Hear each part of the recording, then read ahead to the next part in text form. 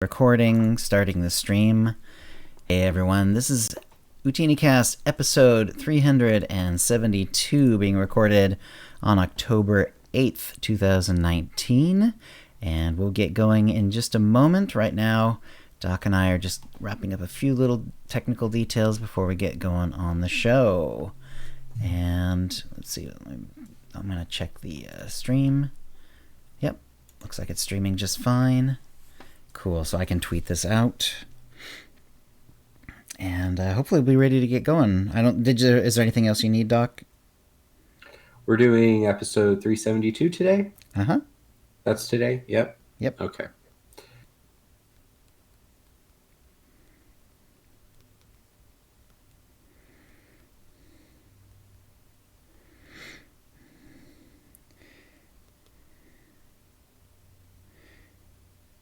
Okay. Tweeted it out. Since I have a second here, I'm going to retweet it on my personal account.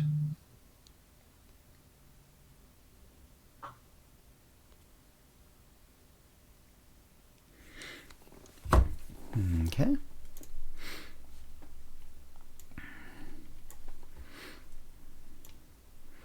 Looks good. Are you ready for me to get going? 1 second, chill. Okay.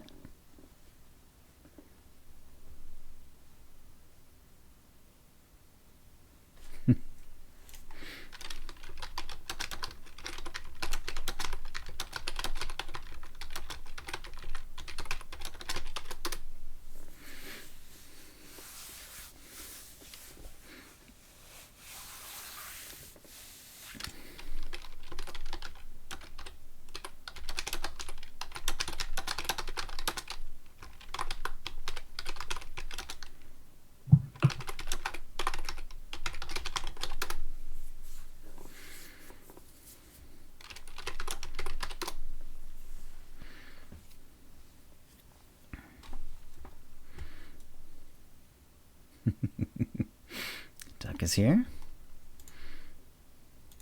Hopefully I'm trying to grab a few of my pictures from the cantina to put in the show notes. Cool. And I'm getting slowed down by my own security measures, which is pretty awesome, right? Mm-hmm.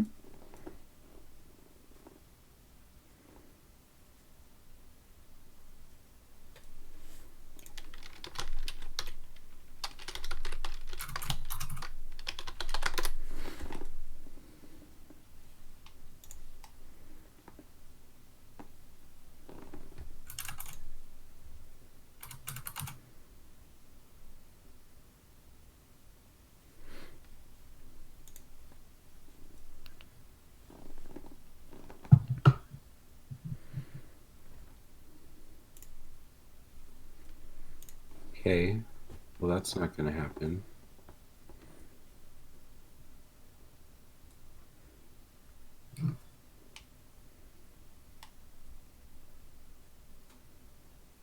I guess we can start, and I'll just try to do this while we're talking. Okay. Perhaps that'll work.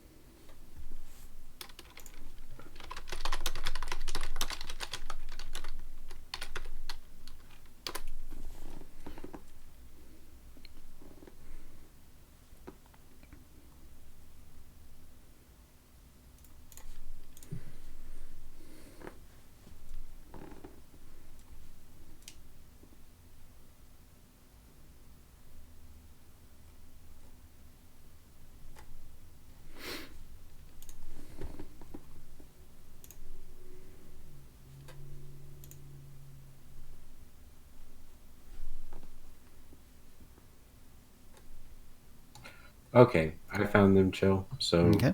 in 1 second, I'll be ready to go.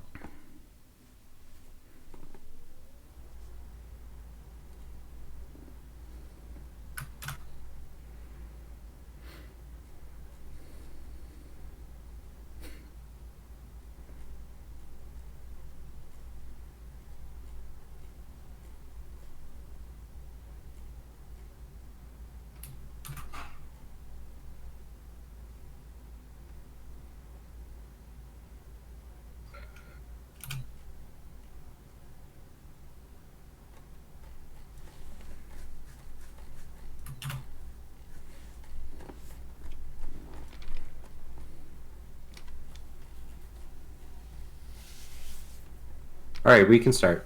Okay, cool. All right. Get back to the top of the show notes. Oh, yeah, they want you in chat so they can tag you, Doc, in Twitch chat. Oh, Twitch chat. I don't have that open yet. That's fine. Let me take a little water and I'll get going.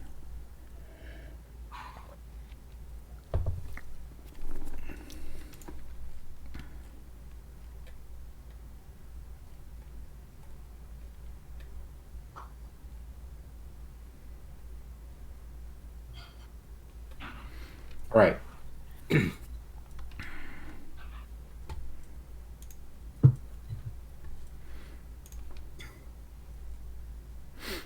Okay. Are we going in 5? Hi, and welcome to the OotiniCast, the podcast that's calling up a hammerhead Corvette. I have an idea. This is episode 372, being recorded on Tuesday, October 8th, 2019. I'm your host, Chill, and with me is my co-host, Dr SWTOR. Hey, Doc, how you doing? Hey, Chill, going great. What do we have in store today? Well, lots of news. Fair bit of news, and I see you're already putting in pictures of the cantina. So I'm expecting you to carry the load on when it comes to the cantina news. So Wait, did you just ask me to carry you through the podcast, Chill? Through the news of the cantina, yes, absolutely. There's other news as well. I've never been asked to carry before. This is awesome. Well, we have boots on the ground, so I say we go for it. So what you been up to in game, and tell us a little bit about the cantina. Give us a little taste. Okay, well, I did get to do some PTS last week. I got my 5 hammer stations for the log mount, towards the log mount for phase 2, and this was, of course, before they started phase 3. Right. And I have not got to jump in for phase 3 because I've been en route to different places for travel to the cantina, and then I got back on Sunday. I almost said yesterday. I have no concept of what day it is right now, actually. It's I took a red-eye flight immediately after my nightmare raid on Thursday. Oh, wow. Because we can't cancel a raid for travel. We have to schedule our plane flights around it. And so we did not beat Nightmare Brontis on Thursday, but our group made some nice progress, the 8 of us, that we're trying to beat Brontis together still. So nice. We got her into the below 15% range a couple times during the evening, and I feel like we're dying in some new phases of the fight. Excellent. Well, same phases, but we're making centimeters of traveling progress on what part of the room we're dying in. I've been there, yeah. That's sometimes operations, like you get progress by phases and stuff like that, and like whole chunks, and sometimes it's just millimeter by millimeter. It's like, oh, we got her down to 43% instead of 44%, so that's progress, that sort of thing. Yeah. So that's where we are there. So what are we, 2 weeks away from the expansion? I know, so crazy, isn't it? Time is slipping away. And we did have to cancel my Sunday night raid because I did get home in time. But I messaged Marcus, Working Class Nerds, who's the team leader for that particular group, and I just told him I could do it, but this is a dumb idea. So I actually slept the entire day away and then woke up for 2 hours, and I played the newly released Saga Edition Monopoly with my son. I bought that for him while I was traveling. Me and my wife and son, we all played Monopoly together. And if anyone cares, I won by $20, which was the first time I've ever done well in a game of Monopoly ever. And, nice. And usually Monopoly, I mean, isn't that... do you have a timer? How do you do that? Because usually Monopoly one person ends up with everything and everyone else is destitute. Isn't that how it's We supposed called to work? it when, so the way we do it is once one person is bankrupt and eliminated from action, we Uh, just tally up the dollar amounts, the okay. value, That seems and good. we stop there, so that way it's not just a one-on-one battle to the death for the next 9 hours. Yeah, exactly. Because It can be, yeah. at that point, the two powerhouse players, they just kind of alternate landing on spaces and owing each other $1,000. Often, yeah. Yeah, so I bet nobody was expecting to have a strategic session planning out how to play Monopoly, but that's how we do it in the Dr SWTOR household. Very nice. And I've been, just trying to get back into to the flow of my work and talking with people about some things I'm excited about on Twitter, Very cool. and looking forward to reviewing the Cantina in a little bit on the show because I did broadcast it from my phone, and Kid Lee took that transmission and put it out on his Twitch stream. So if anyone got to watch that, I know that my reception wasn't that great, but we're in the middle of New York City, and we're in the first floor of a Right. very tall building. Yep. And I did my best, but I had a lot of fun doing that. I'm glad he asked me to do it. That is so cool. Yeah.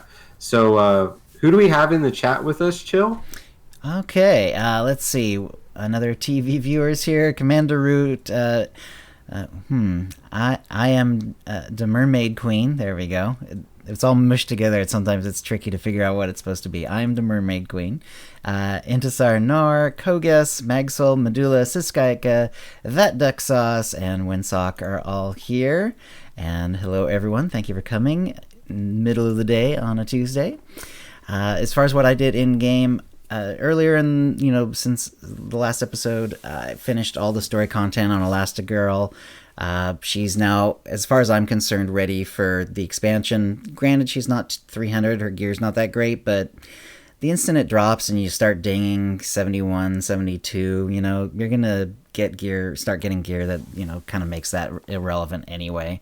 So no big deal there. So I've been kind of focusing more on the test server, which has actually been pretty fun. I started by making a few Nautiluns a few days ago. Very cool.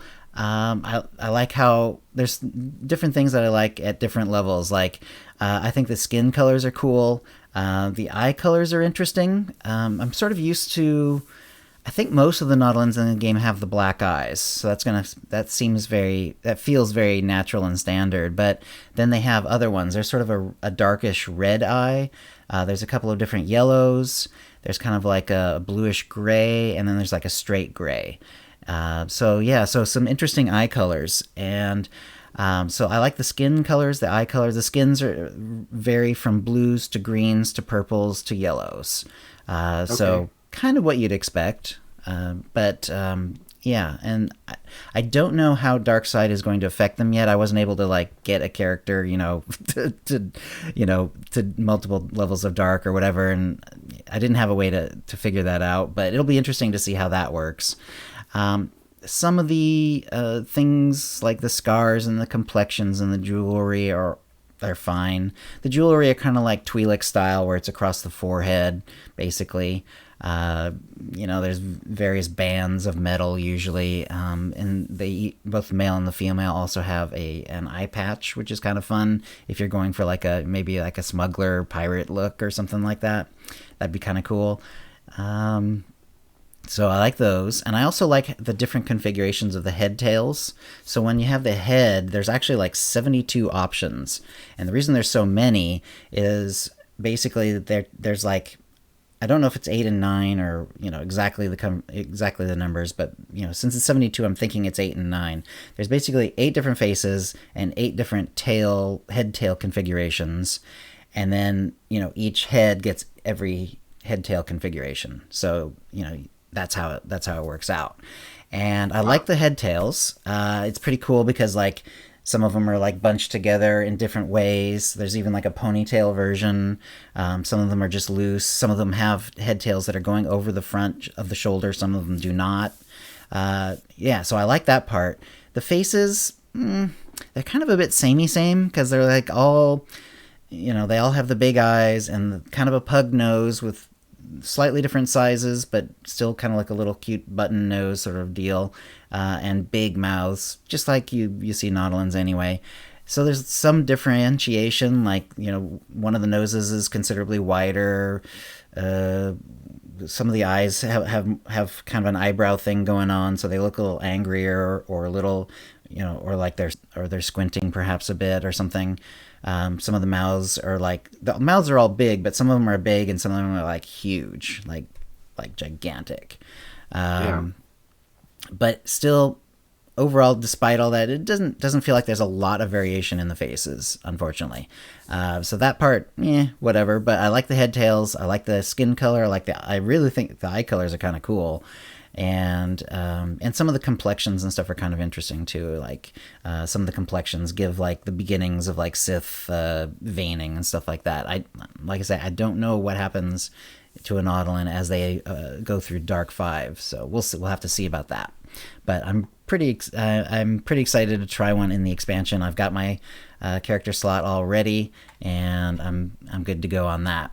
As far as beyond doing the Nautolins, I was like waiting for Wars. I did decide to do Warzone queues because I tried doing a solo one in the Phase 3, and for whatever reason, soloing Flashpoint didn't advance the achievement, even though the wording is exactly the same as the last one. The 005 and the 010 now on the new one have the same wording, and yet soloing a Flashpoint did not work for me. So I just started queuing up for Warzones.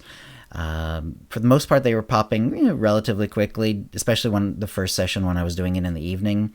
Second session, I was doing it kind of midday, and it was a little harder, and every Warzone that popped was an arena, because there's not as many people, so it just defaults to an arena after a few minutes. That wasn't too bad. Even that wasn't too bad. There were people on the server even kind of midday. And so what I was doing while I was waiting is I decided just to do dailies, which is something I kind of been doing a fair bit of recently anyway. So I wanted to feel like, do they feel harder? Do they feel easier?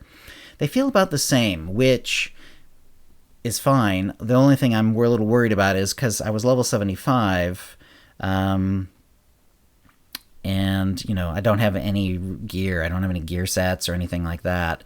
And granted, there's, I'm being ranked down to whatever level for those daily areas, but still, it felt like it was a little on the easy side, so maybe it'll get even easier once I have, like, set bonuses and stuff like that going.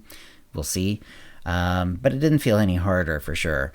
The Warzones felt very similar to how they do right now. I was handicapping myself because, like, I didn't get my keybinds quite right, and my UI, of course, is different. There's just no way to get that identical as far as I know. Maybe I can, copy it over in some way, but anyway, I didn't bother to do that. I just tried to make it kind of reasonable. And so, the Warzones felt kind of similar. The damage and so forth felt similar. The healers felt similarly hard to kill.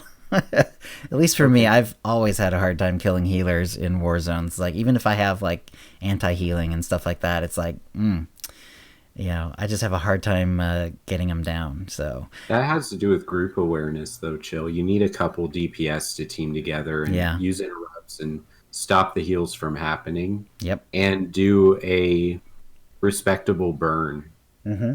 You can't just 1 and 2 down a healer. Yeah. And I think a lot of people in the unranked Warzones, they probably don't practice recognizing what their opponents actually are.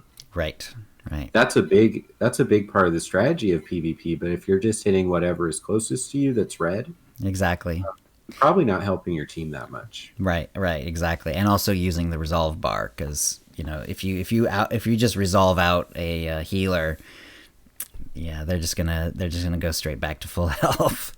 So you have to get them low, and then you have to use some CC and then burn them while they're stunned. Yeah. That's the best way to do it, but I found it very, very difficult. So, won some, lost some. I didn't really care because, it's a Warzones on a test server, and, like, everything was funky. But it was fun to try. So I think I saw basically all the arenas that second day because, like I say, I was doing it midday. And then the what's it called, the deconstruction, where you're taking the level 75 gear and turning it into like bits and pieces. That wasn't working earlier, and then they did a patch, and then it seemed to be working again. Yeah, I mean it's okay. You only get a few pieces of technical, those technical pieces that you can actually use to turn in. And I did go to Kaizyken and bought a couple things just to try that out, and went to the random gear person as well and bought one from them just to see what that was like. I would say like the Kaizyken ones are probably felt more worth it because you know exactly what you're getting, because it's actually giving you like what set bonuses and what piece of gear it is, that sort of thing. I did buy one completely random piece of gear from Kaizyken, which turned out to be, nothing I could use on that character. It was a tactical for an entirely different class. So I think I would be pretty hesitant to just randomly buy the stuff from Kaizyken because it's such a wide variety of stuff that you can get, and it can be for any class. So it's like, okay. Right. Can we have you in the editing room, Chill? Add Akbar right there saying it's a drop. Yeah, it kind of is. Yeah. And even the other one where you're actually going to the vendor and then you're choosing the slot piece. You can choose an armoring, you can choose a mod, an enhancement, or you can choose one for a particular slot. So you can choose a headpiece or a main hand or whatever. And even that felt very random because the one I got had defense on it and I wasn't in tank mode. So it's like you can do it that way. It's definitely not going to be, it's going to be very RNG, and it's going to be a little rough. I thought the oh gosh, what are they called? It's those things that you can re-roll. It's those little bonuses that you get. Amplifiers. Amplifiers, thank you. The amplifiers are pretty cool. That was working well. I noticed that there seems to be like families of amplifiers. So if you have a particular amplifier on your piece of gear, or even you can have one on armorings and enhancements, which is kind of cool.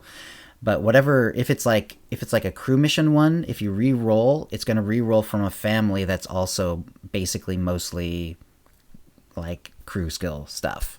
So you can't start with, you can't say, okay, I don't care about crew skill stuff. Let's get some, weapon stats. Let's get some damage. No, not going to happen. You're going to re-roll, and it's going to be, investigation and, bioanalysis and all this stuff.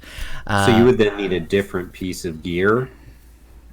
Yes, I think so. I think I think you'd have to find another piece of similar gear that had like the more combat style of amplification, and then re-roll on that one. Because when I did re-roll on one that has, like damage or damage reduction or whatever, it seems to roll from a family like that. So that was kind of cool. There was a couple of them. I thought the lifesteal one was interesting, but unfortunately it seemed to be bugged. Also, I'm not sure if any of the amplifications were actually working for me, because I noticed I had one for presence, and it wasn't affecting the presence of my companion, whether I took it on, took it off. Presence never changed. I even double checked the companion's health that wasn't changing, so therefore presence wasn't changing either. So amplifications might still be kind of borked as far as actually giving you stats, but some of them were kind of interesting. The one interesting thing that I thought about the lifesteal one is it doesn't seem to show up on any of the lists.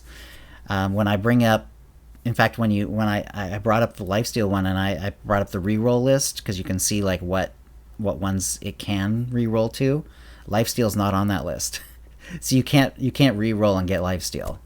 It's apparently something that you're just going to get it or you're not if you want it, and that is going to make it pretty valuable. But which is kind of cool if it works. But like I say, it wasn't working for me. It seemed to be completely bugged. The presence one and the lifesteal one both. I don't know if the other ones were working or not. It's really hard to judge, if you're taking 0.6% less damage from AoE. It's really hard to judge whether that one's working or not. But those two that I should be able to check, just whacking on someone and seeing if health, if I gain health back, that didn't work. Nor was my health bar moving, so it wasn't just the fly text that was missing or something. And then like I said, the presence wasn't working either. Still, I think the idea of the applications, once they get it completely working and up to snuff, pretty cool. And there's definitely some interesting ones there. I do think, I think lifesteal, if you can get it, is going to be pretty powerful. And Medulla in chat is saying for PvP it might need to be turned off, and I can see why. Because like even at level 70, my character whacks someone pretty consistently for like 10,000 or more per hit. So, if you have like 5% lifesteal and you're whacking for 10,000, but you're getting 500 back every global, that's a lot of spare healing. So in story mode, you would be able to go into operations without healers if everyone's just stacked up lifesteal on themselves. Potentially, that would be so cool. So, okay, everyone knows that Marcus is one of my best friends ever, and that is why I'm so aggressive against Marauders. So, Marcus, if you're listening to this, your dream of an 8 Marauder team doing a significantly impressive flashpoint operation, whatever, is getting closer. Just lifesteal it up. Right, you'd have to juggle aggro pretty well. You'd have to have some classes, either some tanks or classes that can taunt, so that you can, because some of those bosses hit really hard, even in story mode. So, but it could be really cool. Stay on during Nightmare content? I'm sorry, what was that about Nightmare? Do the amplifiers still work inside Nightmare and Nightmare operations and Master Mode flashpoints? As far as I know, but I don't know if they've made final decisions on that. But apparently they're supposed to right now. So yeah. Well, the whole thing about them is they're not supposed to be factored in to the logic about building the fight and scaling the fight. Mm-hmm. That these are the extra places where we're able to boost ourselves, basically to overcome our lack of skill, right? Like if we look at something and we can't beat it, the amplifier, instead of giving us gear like the 258 gear, is there to basically, what do we call it, raffle stomp the content, right? So 242 is what we're supposed to be in. They created 248 and now there's 258. Instead of having gear that's almost 20 gear levels higher, they're creating the amplifiers on each piece of gear that we're wearing. So, our chat thinks it's funny what I said, and I think that they're interpreting what I just said correctly. I think they want to see their content cleared, and some people will just practice their class and learn the fights and have this excessive knowledge about a video game that's designed to have a depth to it. It's an MMORPG. And other people will look at it and say the gear is supposed to get me a bit further, and they won't take that challenge personally. They'll look to the gear to continue helping them ascend. And so that's the spot the devs are always in. And I think amplifiers, I think the tactical gear slot also is their way of trying to help us without just inflating the gear numbers. Right. And some of the amplifiers do look pretty fun. I mean, lifesteal is definitely interesting, once it gets working. But some of the other ones look kind of cool. Like if you're a tank, there's an awful lot of options for reducing like different kinds of damage from different from different sources, like tech, internal, that sort of thing, as well as like whether it's from AoE or whatever. And there's definitely some really cool things that can be done there, and I could see especially like end game, like having like two different pieces of gear that are really similar, but you use one for AoE fights and one for single target fights and stuff like that. I think it's gonna be I think that's gonna be pretty interesting and a lot of fun to play around with. I don't know how long it'll take before like the lifesteal gets nerfed or whatever, but that seems pretty cool. And I'm pretty excited about all that. So yeah, I think it's gonna be really, really cool. And it was actually pretty fun on the test server, like trying all that out, and trying the disintegration and all that, and or deconstruction. And it's like, that wasn't too exciting, but it did seem like they had up the drop rates of stuff, like as opposed to like a month ago when drops weren't happening from regular mobs. Now we're actually getting drops, and occasionally, yes, they are upgrades. I have been on the test server already been doing like the little trick where every time I open some sort of box that might have gear in it, I have whatever the highest item rating gear is, and I just slap it on, even though it's going to be defensive stats or whatever I don't need, and then open the box, and then put my like adventuring gear back on. So that's just going to be a thing apparently. Because unless they start like looking at your inventory and just picking whatever highest piece of gear is out there, and even then, that's like you're going to end up having a second set of gear while you're gearing up and getting up to the higher eye level ratings. I think maybe once you're at the maximum level, you can kind of forego that. But yeah, I think along the way, I'm going to have that extra set. I think you should still collect that second set, especially when you get up there, Chill, because you can drop that set of 14 in the Legacy Bay. Your next tune can use it to forego the first 30 levels and start working on catching those set bonus gear. That's an excellent point. And even if your tank has to spend an hour in 306 healer gear, the drops, once you select your drop style, that's working. Is that working on the PTS right now, where you select what style of gear you're looking for? I'm not sure. DPS healer. Well, once that's implemented, which they've said I didn't notice it anyway. Yeah.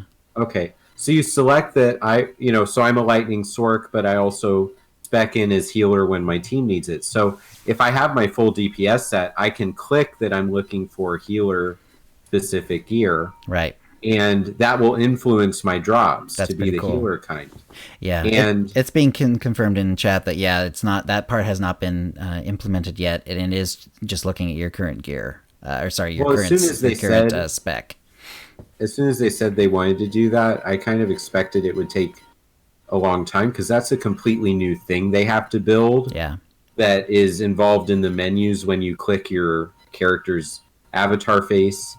And it has to work correctly, so the information from that toggle has to now communicate with all of the dead enemies that you're claiming loot off of. And it sounds actually quite complicated to me, who is not a game developer at all. Mm-hmm. But I can respect that, saying we want this in the game and it's going to make your experience better, and we're willing to do 50 extra hours of work to build that for you.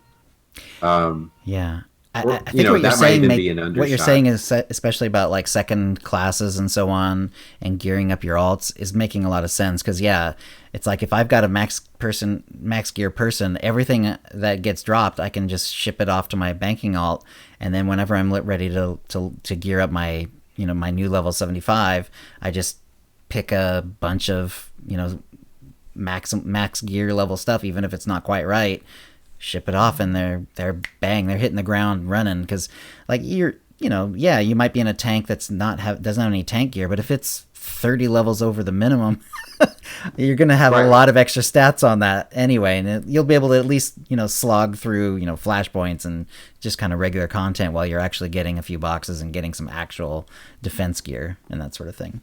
So let's move on to the tip of the week. I didn't have any sent in. I forgot to. I should send out a reminder to people, but I didn't. So I came up with the tip myself. My tip for this week is to prep for Onslaught, and there's a couple different ways I thought of that would help with this. One is that character slots are on sale. They always sell on a premium on the GTN when you look at the credit cost per cartel coin. If you compare that to, say, Ultimate Cartel Packs as sort of a baseline, character slots are always more expensive on a per cartel coin basis. They're really expensive. So get them now, maybe even stock them up and sell them on the GTN later on when the sale's gone and people are looking to make new characters in the expansion. So think about those character slots for the expansion if you're going to make any new characters. Another thing that I think you might want to do to prep is it just got implemented on the test server recently. Is now when you click on your crew skill stuff, like all your biochem stuff and all that stuff, all that jazz, your slicing parts and all that. You click on it and it'll go into the new inventory for crew skill stuff, which is great. And this is going to obviously clear up all your banking, all your legacy bank, all that jazz, which is great. But it does take a while, especially if you have like crew skill stuff on every single character, which most of us do. I pretty much did, although I've kind of cleaned that up. So at least consider going through like all your characters, sending it all to one character, so that just at some point you can just spend a couple of minutes going through mail, right clicking, and getting it all taken care of, because it's going to take a while to go through all your characters and get it all put away and get it all out of your inventory and into that new special crew skill inventory that's being implemented in the game, which, by the way, I love. Because I don't know about you, but if I go to my legacy bank, it's like I've got all the slots open, all 6 bays are available, and like probably 4 if taking there's some gifts, there's some other jazz that's kind of in there. Probably 2/3 to 3/4 of it is just crew skill stuff, so it'll be nice to have that all cleared up. So there we go. What I do actually is I have the Marauder I created is the holder of all the mats. And there is one bay in my legacy bay that is for conquest reward things and things that you use to craft the 240 augments. Right. And then there's some biochem stuff in there because my main is a biochem because of the med pack and the stims and adrenals that you I like those too, yeah. From the train flashpoint. So we get what I do is I put all the mats when I'm done playing into that bay, and then the Marauder claims them. Mm-hmm. And then I have a notebook next to my computer where I keep track of who has what crafting abilities. And it is a chore to craft, but there are ways that it's highly beneficial to learn how to do it. And it's just an extra thing to do while you're running solo content, I feel.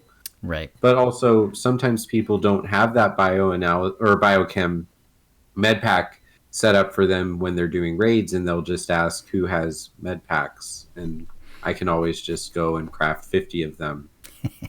and they craft pretty fast. So right. And the on the test server, it didn't look like there was going to be one of those permanent med packs at launch. It's probably going to be more like Hotfee, where there wasn't one at launch, and then they added it during the when Crisis on Umbara launched, and you had that new vendor, and then all of a sudden those became available. It seems like it's probably going to be something like that. I mean, maybe I just missed a special vendor, but at least you couldn't get it from the regular crew trainer, because I checked, even the ones that I couldn't, were unavailable to me at my level, and nothing like that was available quite yet. So, all right. So if you have a tip of the week, send it to OotiniCast@gmail.com before the next show for a chance to win a Tonfon or a M83R Droid pet code courtesy of BioWare and an OotiniCast provided Cartel Market pack from the latest shipment. And that will bring us to the Jedi Mind Trap. Doc? All right. So this Mind Trap is really motivated by a lot of the conversations that I had when I went to the cantina this past weekend.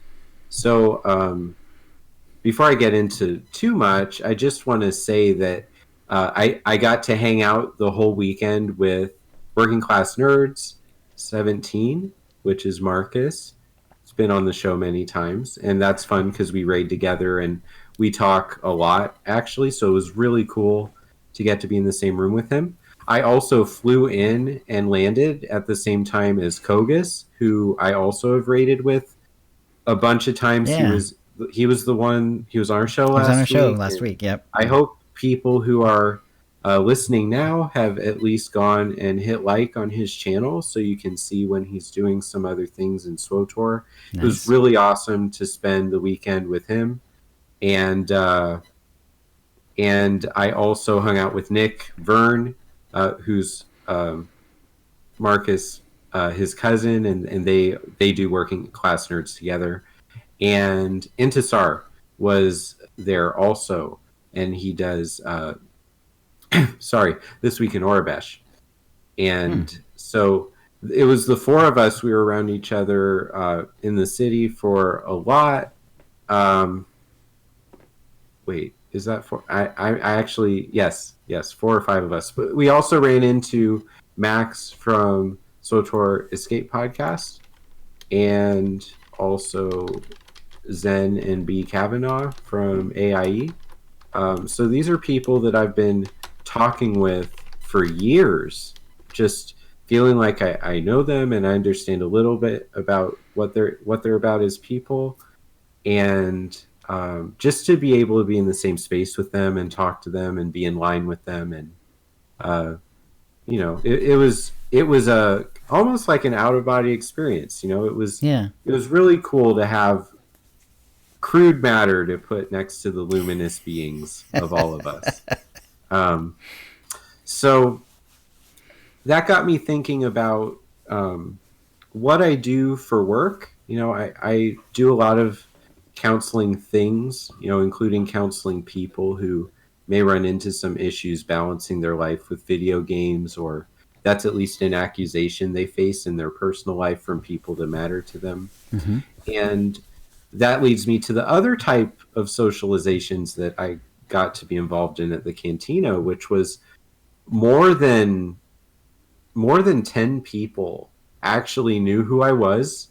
Nice. Because of this show, and didn't recognize me with their own eyes, but they would be talking to Eric Musco, or they'd be talking to Marcus or Max, and I would be standing there, and someone would say, "Hey, this is also Dr. SWTOR," and they'd be like, "Oh my gosh, blah blah blah, your mind traps," and just start talking to me about ways that I shared an idea that helped them to see video games different, and it helped them, and helped them to start having conversations about the good parts of video games with people who were a tough sell before. Sure. And that was so touching. I wasn't expecting for anyone to know me.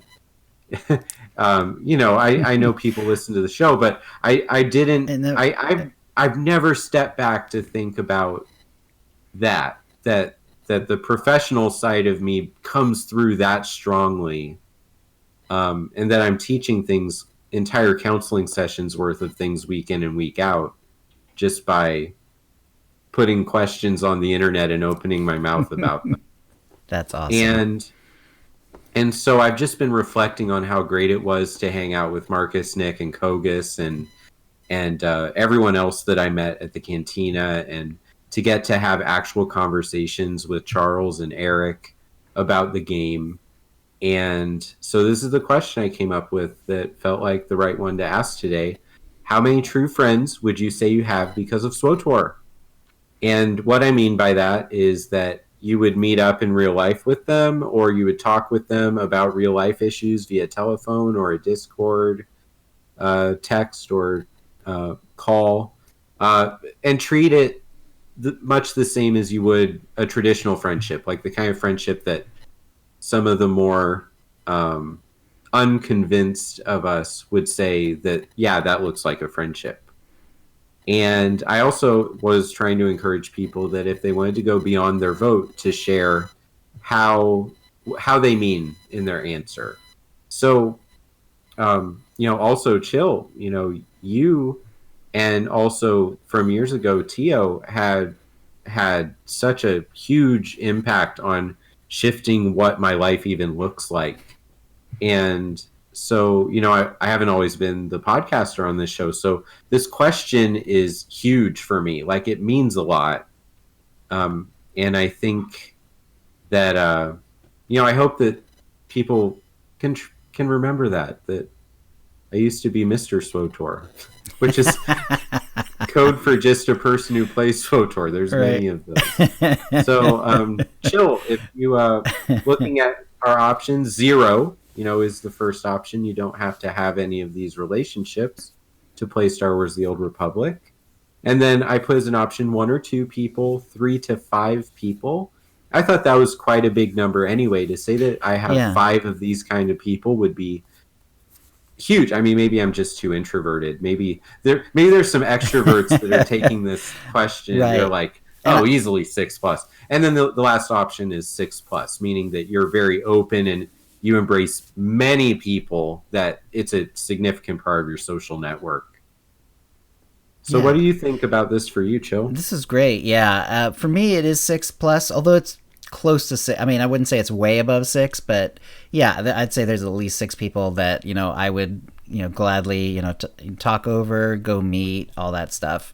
And I have, of course, before as well, but I mean, not, and I don't just mean like going and casually meeting them once, but actually like having ongoing friendships or conversations with them, or that sort of thing.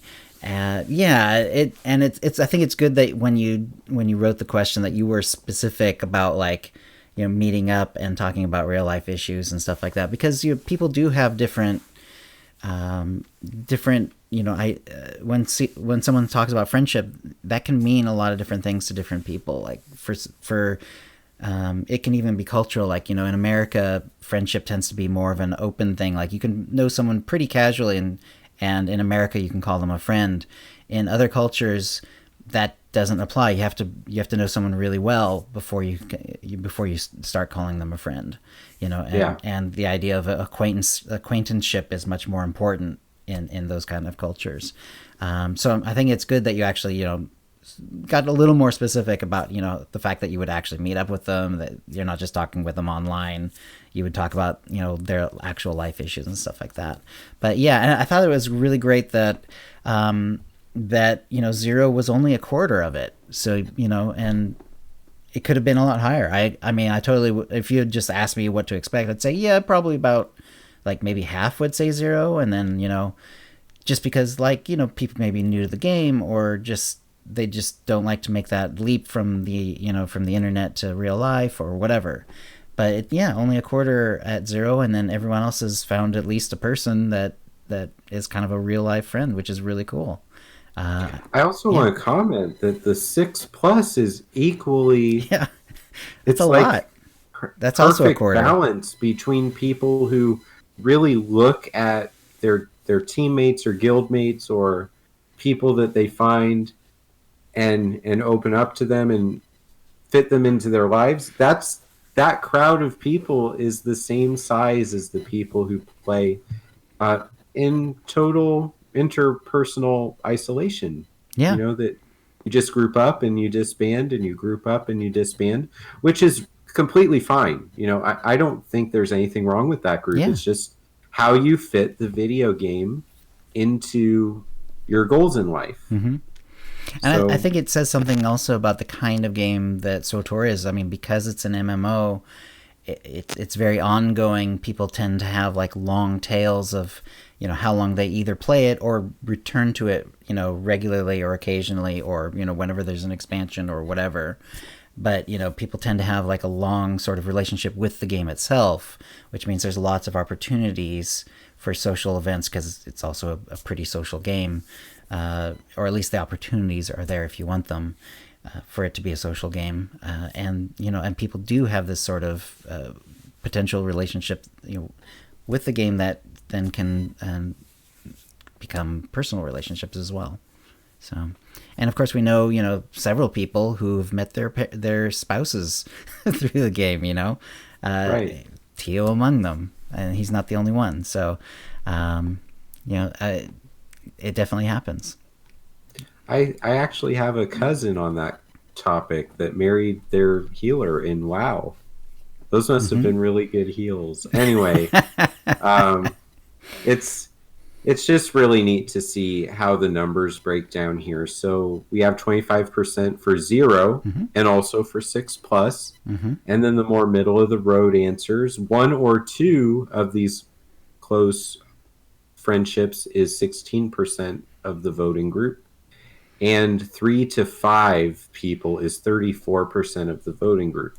Now, I put this poll up just a few hours ago, so it's very possible if you listen to this episode within an hour of Chill uploading it tomorrow or today, listeners, then you could still vote. So you can vote on this at Dr SWTOR on Twitter, and it will be ending on Wednesday morning, Cool. October 9th. So that's just if you want to vote and share some of your stories about how these friendships are able to happen. And I also just want to say, as a mental health professional, the motivation for this question is that this is really important for people in the lives of video gamers to understand, also for video gamers themselves to understand that these relationships can be very meaningful. It's good to have both sides of the fence in terms of your friends, though, because if something happens, I can call a SWTOR player that's built this friendship with me and talk to them and get ideas, but they would, at the very best, have a long plane flight to come and actually assist me. So it's important to not put all of your eggs in the SWTOR friendship basket, because there's limitations. But one of the things that I've noticed as a counselor trying to help many people to, maybe get a job and not let video games be an obstacle of that, or pass some really tough college classes and not make video games an obstacle for that, or, show up for things involving other people, is that the people with the most important relationships in that person's life really struggle to look at these friends like they are real friends. And so people on my Twitter feed probably have noticed a few times this morning I used the term fake friends. And that is a jab at them. It's also a big frustration of mine is I'm always talking about this, that, chill, you're not a fake friend to me. The people on my raid team, I don't feel like they are fake friends to me. Some of them I'm much closer with than others, but sure. I feel like you build that awareness and that consideration for another person when you show up every single week to work with them and play SWTOR with them. And so to completely dismiss the importance of those relationships is really sad. Sure. And so having that assertiveness to say, no, these are important people to me. I was able to go to New York City and not be completely alone, and yeah, that's awesome. I was able to go to a diner and have coffee and have an omelet and just talk about things. And there's an automatic starting point. Like, guys, did you say something about the gearing system? So that only happened about 27 times over the course of the weekend. That's what I was known for by Saturday morning. So I hope that I've shared what I intended to, and I'm really excited about the people who did choose to vote. And as far as this recording goes, it only took me 42 minutes to bring up the gearing system, right? So whoever put 35 plus minutes into the money pool, you are now a bit richer. So with that being said, Chill, let's move along and get to the holo feed. Right. Well, I there is other things to talk about, but I'd like to make the focus of it, like your experience at the cantina, and and then whatever tidbits you felt were important that they dropped, because there's some stuff we'll go over at the end, but let's talk about that cantina. So how long were you actually in New York? We got there a few hours before the cantina, and so and this was this was in a red eye? Right. So the way the flights landed, I didn't fly directly into New York. I flew in to Connecticut and rode up with Marcus, Kogus, and Nick. Oh, cool. So we had a bit of a road trip together to talk about the gearing system and Onslaught. And this is why by the end of Saturday, hang on, you're cutting out. Is that? Yeah, is there a machine in the background? Yeah. Okay. Yeah. We can hang on. Let's just let's play that slow. and I will just redo some things in a minute. Let's see, So we're editing out this part. Yeah, I'm gonna have to try to make a note. Yeah. Yeah. So on my recording, you'll see that the flat line is actually a very a thicker flat line. So that will help you find it. It's in the 56, 57 minute mark of the recording. Yeah, I put that sort of information from mine too. Hopefully it'll help. I'll put the 56 on yours though, because I always end up having to shift one or the other. Yeah. So that they match up. So I love it. The chat says my droid is being too loud. Yeah, that's right. All right. So let's try that again. Okay. So I actually flew into Connecticut and rode up to the cantina with Marcus, Nick, and Kogus. Nice. And so that time in the vehicle is why we ended up having me being known for, hey, did we just start talking about the gearing system? Because I've been very worried about the gearing system for weeks, and even trying to wrap my head around, can I be happy with the way 6.0 looks like it's going to work? Mm-hmm. And so we got into New York City a few hours ahead of the cantina, and we were only a few blocks away, so it was easy walking distance. So I was very fatigued already, so I just kind of sat on the couch and tried to go into low power mode. But I knew if I actually went to sleep that would actually be a bad thing. Sure, yeah. Because then my whole body would have had to come out of it. I might have been groggy. In a REM cycle. It would have been terrible. So we walked over, we got in line, and they started handing out tickets. The staff for either BioWare or the bar itself, they were wearing the same shirt, so it's hard for me to tell which was which. But they started handing out tickets, and these were tickets to go in, or were these drink tickets, or what were they? They were tickets for the merchandise. Which, chill, I got you a bag. I need to ship it to you. Oh, cool. Thanks. And also the drink tickets were being handed out at that time too. Right. And for most of the time in line, I was definitely standing with Kogus and Intisar. I think Marcus and Nick might have been further back in the line than I was. And about 5 minutes into it, Eric walked by and started talking to me. Well, to Kogus, and I was there, and I got to shake his hand, and that was the first time I shook Eric's hand. So, nice. Milestone, real life achievement. But that's actually really important. That's going to be a huge part of my summary for what the evening was like, because he talked about this much before the event even started about, nice to see you and what we're planning to do with the night. And definitely we'll talk about this, and this later tonight, including gearing. So, never met him before. I don't know if Kogus had met Eric in crude matter form before, but Eric stopped out of his way while he's running around doing work stuff and said, we're going to talk about this. So I think that's really important, because some really influential content creators, and also me, however influential I am, have been pretty vocal about how, RNG is not a psychologically fulfilling experience for a lot of people, and it's over important the way 6.0 looks like it's going to operate. And right.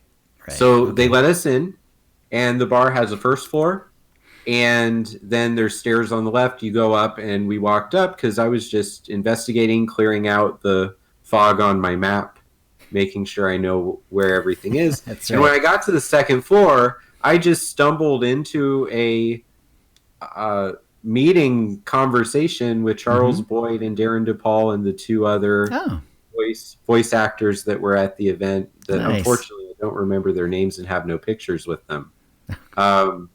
But here I am, me and a couple content creators just crash this conversation, and they stand up and they start shaking our hands and talking. And I was like, are we even supposed to be here right now? Did we just walk into a BioWare only area? But they're like, no, this is cool. We're supposed to be here. So I went with it. That's awesome. And so I started talking with Charles about some ideas to get him force pulled into our show chill.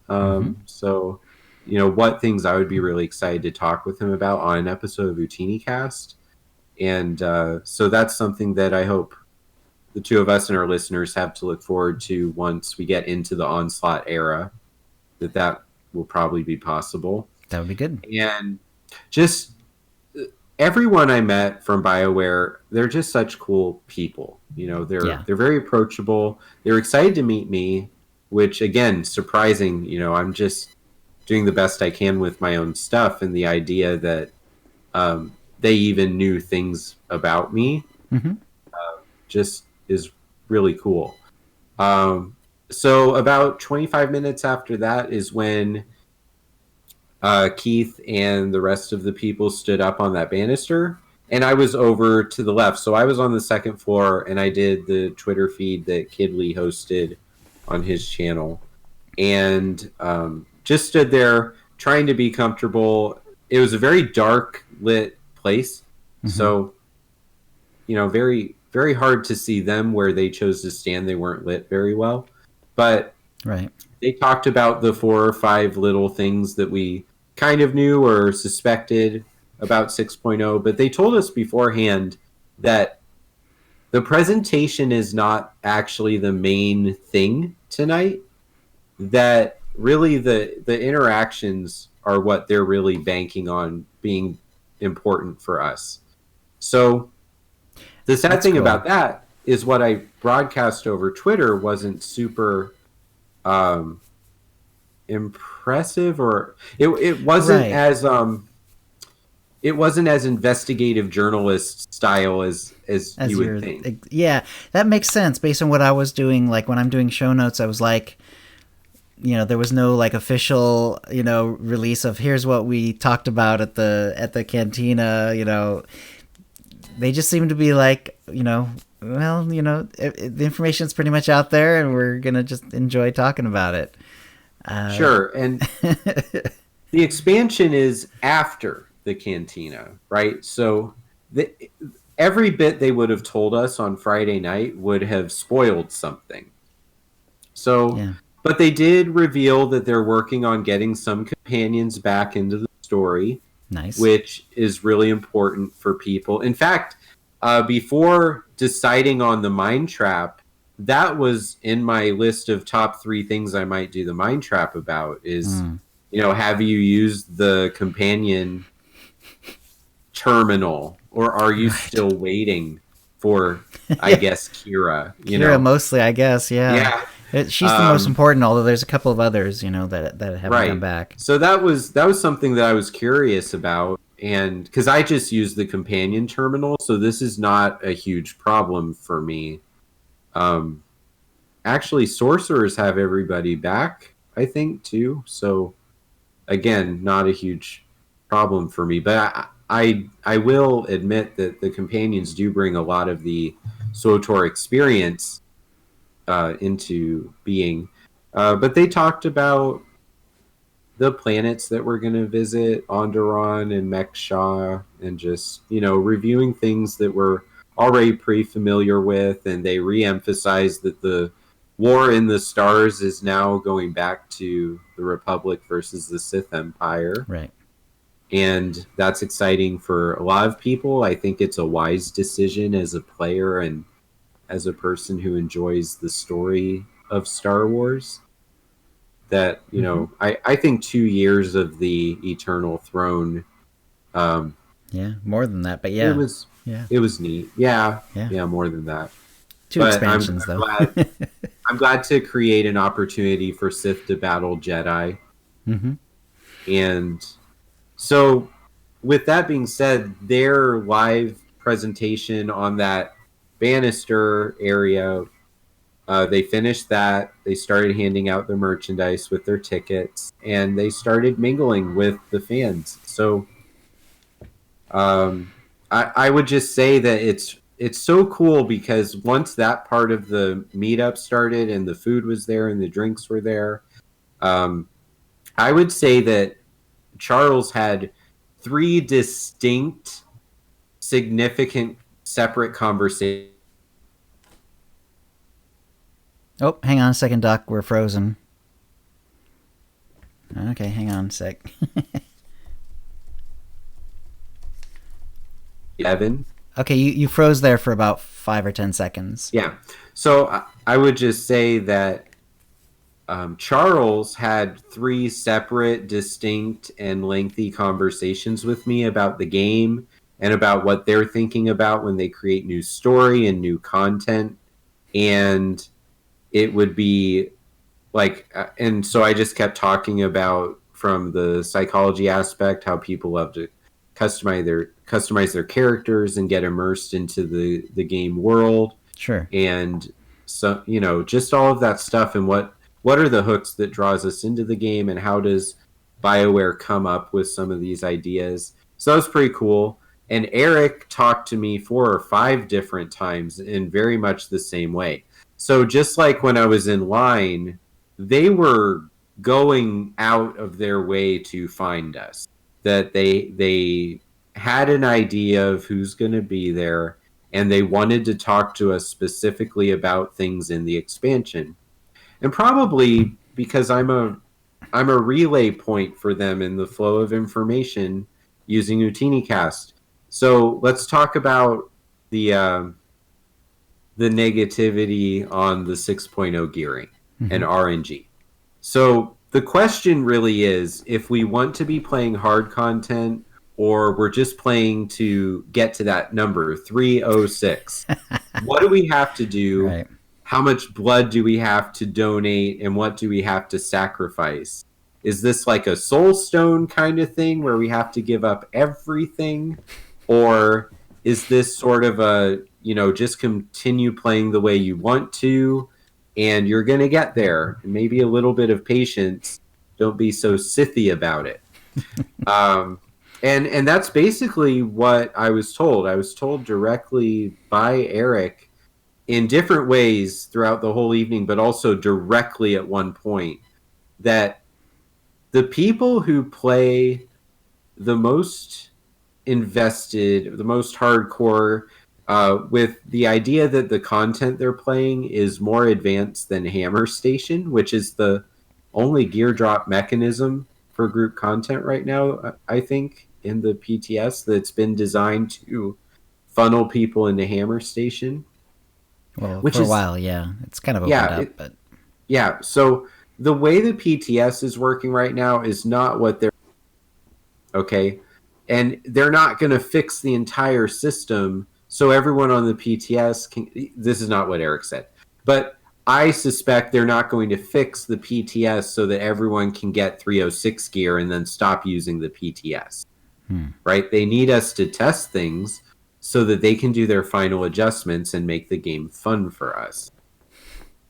So, back to what Eric directly said, is that the way we play the game, if our goal is to grind that gear and get into the hard content, we're going to get there 10-ish hours, 10 to 20 hours of playing. A lot of people hit that in 1 week. Huh. Some people hit that in one day. Are you talking about just the leveling from 71 to 75, or are you talking about gearing? No, we're talking about getting from that 268 to 306 gear. Oh, okay. So in other words, not designed... whatever times to 71 to 75, and then, but you're saying like 8 to 10 hours, was it? From I would say they said 10 or more, 10 to 20, around 10 to something. Right. Might depend on... Are you doing operations, or are you just like running around? Correct. The content you're doing matters. So a random gear drop in a story area is not going to be on the same loot table as the gear drop for an Apex Flashpoint boss or an operations boss. Right. So you need to go and kill things that are impressive if your goal is to reach that cap as fast as humanly possible. And then being at 306,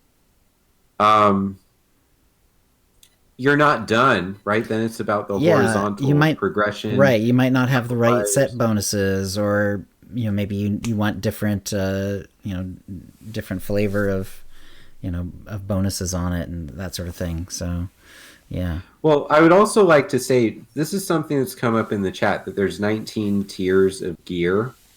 And so there are 19 different numbers that the gear belong in, but that's like saying going from 228 to 258 has, what is that? That's 30. So that's 15 tiers of gear. I don't think about the gearing system of 5.0 like there's 15 tiers of gear.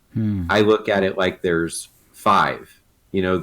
The 230 level, the 236, 242, 248, 258. Right. And so everything else falls into these other clusters. Yeah. And I think that's what we're going to see, is the side grade kind of min-maxing mentality is going to really kick in once you get into the high-end gear. But in order to get into that high-end gear, it's not as big a barrier as we've been afraid of, based on the way they're talking to me. So my conclusions are, the PTS is not what 6.0 is. It's what they want us to test about 6.0. And 2 is, we'll be able to get there. They want us to enjoy the game. They also want people to play the game. And so, they, in a friendly, aggressive kind of way, wanted to talk to me about this. So I feel like we can give them the benefit of the doubt until 6.0 happens. I think that it's going to be exciting. There's lots of new things happening in the game, and the game is going to twist and turn from what we're comfortable with. Sure. And I think that this is my first expansion as a content creator and as a consistent public face in the game community. So, yeah, I think that, I would do it different, in terms of how upset probably I was about the gearing system, because I really just don't like RNG chill. Right. But I feel like the message was consistent from Keith to Eric to Charles.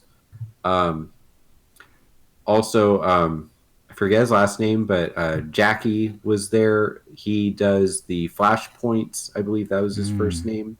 He was there talking about how his goals for the Anathema conspiracy was to make the most complicated Flashpoint possible.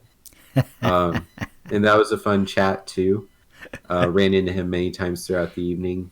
So it was a nice evening. So going through that chill, is there anything that we can talk about or you'd like to ask that maybe I didn't think of yet?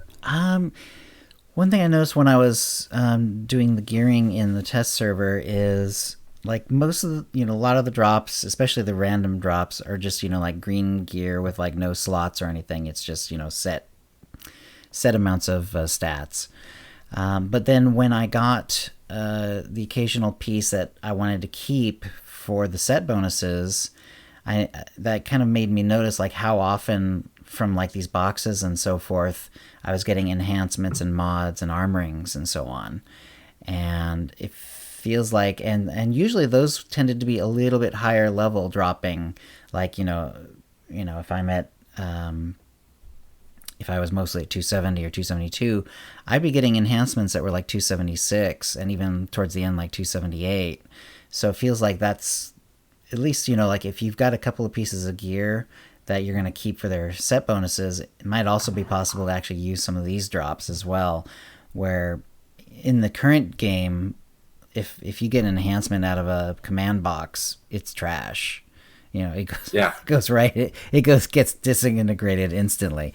So it actually, at least this has the potential, because there's different set bonuses that you might want to keep, and also because what was dropping was actually slightly higher than the actual gear. Like, if I got a green headpiece, it was basically at level or maybe 2 points above.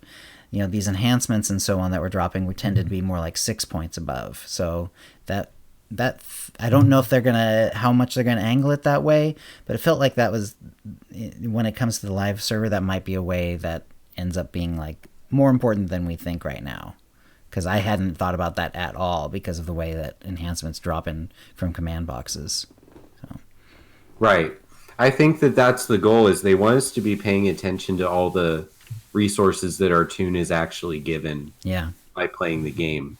Yeah. And there have been a few times, like when the RNG of Galactic Command were really bad, where I would actually hold on to the enhancements and mods just on the chance that it would make a piece of gear go from 230 to 231 until I got into the 236. Mm-hmm. And this was back at the beginning, obviously, because the drops became much more nicer. Yeah.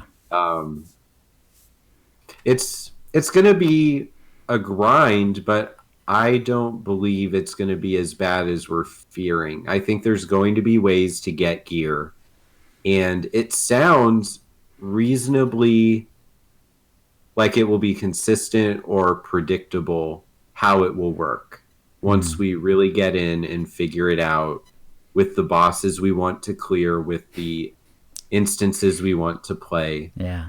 That people will find a pattern of play that feels good to them. They'll do it, and then they'll jump into playing exactly the way they want. I think that's the goal for the developers, and that's the game we want to play.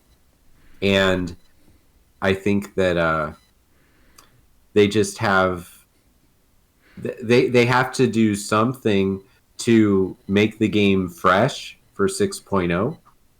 And maybe we don't agree with all their decisions, but I think it will be possible for people who enjoy Ops to play Ops in 6.0 and enjoy it, and respect that grind, but use it to get where they want to be. I think people, same for PvP, that they'll be able to play PvP, respect the grind, hopefully use it to get where they want to be. And same for all play styles. Yeah. That they have to think about more than just Dr. SWTOR, hard mode and nightmare goals. They have to think about more than Kogus with the ranked PvP. They have to think about more than Marcus with his silly Marauder. And they have to think about more than you, Chill, where you create characters and you do the story, and you play Ops sometimes, you do world bosses sometimes, I'm sure. And they have to figure out, what can we create that will make the game a reasonable video game experience for all four of those very different individuals. That's right. And that's just 4. There's many other ways to play this game. So that was fun, is that just being able to hang around the developers and people that I've been looking forward to meeting for a long time, being around some other content creators, and just talking about SWTOR the entire night.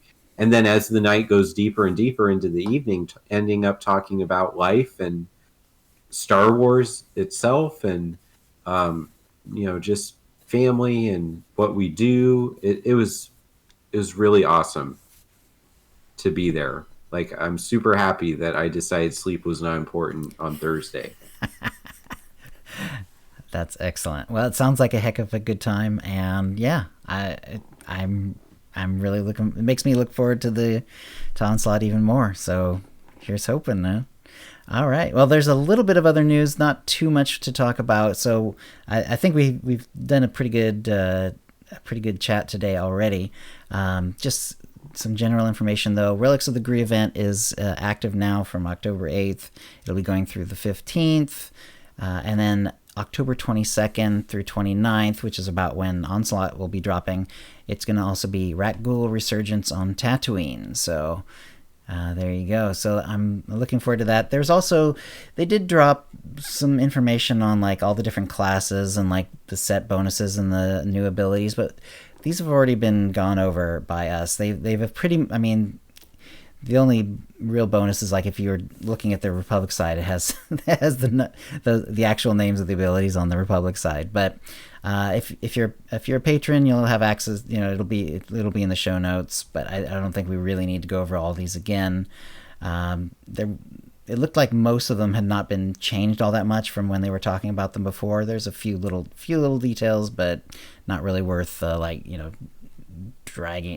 drilling into too much. So let's see if there's anything else here towards the end after I pass all the notes, because there's quite a bit of it. Yeah, I think we're pretty good on that.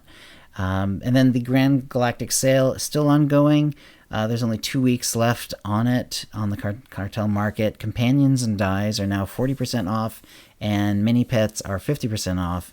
And again, that's until October 21st. And that includes all the stuff that's still been on sale from before. So that includes like the character slots that I mentioned earlier and that sort of thing. There is going to be one more announcement. We don't know what the last announcement will be. I'm fingers crossed. I'm hoping they'll do that thing where they just kind of make everything that's potentially available on the cartel market and just open it up so you can buy it all. I'd love if they did that again. They did it like once, like over a year ago, I think it was. And but I don't know if that's what they're going to do. We'll see. A few more days and we'll find out that. So I think that's a good place to end. Is there anything else that you wanted to say, Doc? Well, if they do open up the sale like they did, I think a year and a half ago, is there anything that you're going to scoop up for yourself? Yeah, if it's available, it's the Outlaw set, because right now there's other Outlaw sets like Expert Outlaw sets or whatever, but there's one that's just called Outlaws blah blah blah, and there's I need it for a cosplay, but the problem is it's the old kind that has like actual like modifications and enhancements and armorings in it, and they don't like selling those anymore because it feels too much like selling stats, even though these are like level 30 stats. It's like completely irrelevant, but they still don't. But because of that, it's not on the GTN very often, and I don't know if they would even bring it back for that sort of sale.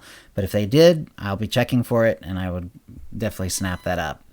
Now, if that's not available, send them an email, Chill. Yeah, if that's not available, and I'm looking for other things, and maybe I'll grab a cool tuning, because I too tend to like tunings, and I think they can be very cool. And they've had some really clever ones recently that do that are more obvious. For instance, like some of the earlier ones, they were cool looking, but you almost had to zoom in on them to like see, like the poison dripping or whatever. It's like it's cool, but from a distance you're just not even going to notice it. Some of the newer ones are like putting the orbalisks on your junk on your back and stuff like that. It's really cool. So I probably a tuning would be what I would splurge on. That would be my splurge most likely. So. I'm thinking about making some purchases, but I want to see and then maybe just put in $20 more and make my cartel coin bank a little bigger, and then just get some things. Because I would like to have a flare because the one flare that I did purchase was the Sith Lord one. It's purple with the lava. There's some nice ones now too. Yeah, they're getting more and more. Those are getting fancier and fancier as well with animations and so on. But I wouldn't use that one for a Jedi-ish kind of character. That one feels very specific to Sith. To yeah. So I was thinking about just having a different one, like maybe the one that has the planets floating around it, or there is a Jedi one where it's like a water mist. Yes, I've seen that one. It's the same flare, but for more of an ancient Jedi style.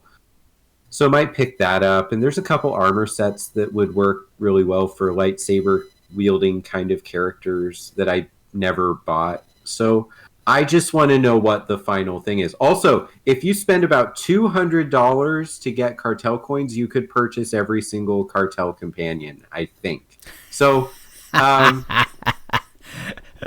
I was just looking at the cartel market yesterday. I was on a phone call with Kogus and Marcus in Discord, and I just told them that. They're like, "Why would you ever do that?" I was like, "I don't know. Companions are cool." So you could do it right now. They're all on sale. That's right. If you don't need to use your money for real life things, and you want some people to look down on you for being irresponsible with your money, you could do it. Excellent. All right, then, that's the show. If you'd like to play with us in the Utini Knights Guild on the Republic side of the Satil Shan server, or in our Guild on the Empire side, do a /C join Utini to join the Utini channel. Then let us know you're a fan of the show. You can email questions and comments about the show to OotiniCast@gmail.com. Follow us on Twitter using @OotiniCast, and you can find contact details for us on our website, OotiniCast.com, which includes how to subscribe using iTunes, Stitcher, and the rest.